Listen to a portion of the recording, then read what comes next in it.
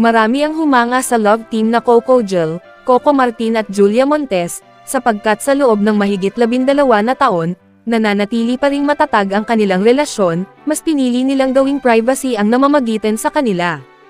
Ayon sa aktor na si Coco Martin, masaya siyang naging tahimik at sekreto ang 12 na taon nilang pagsasama.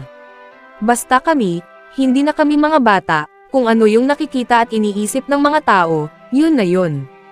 Mas masarap yung pakiramdam na tahimik ang buhay namin, walang mga isyo, masaya kami.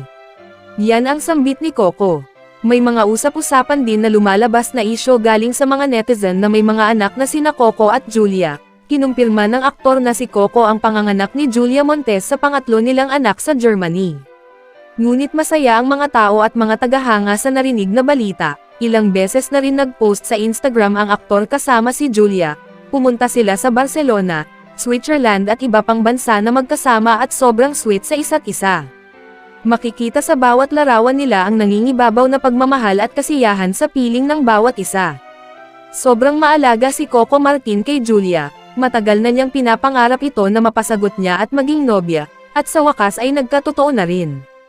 Mahal na mahal ng mga tao ang love team na Coco Gel, marami ang sumusubaybay sa relasyon nila at patuloy na sumusuporta, at palaging inaabangan na sana mas marami pa silang proyekto na magkasama sila pareho, para mas lalong tumibay pa at mananatiling matatag ang pundasyon sa kanilang relasyon.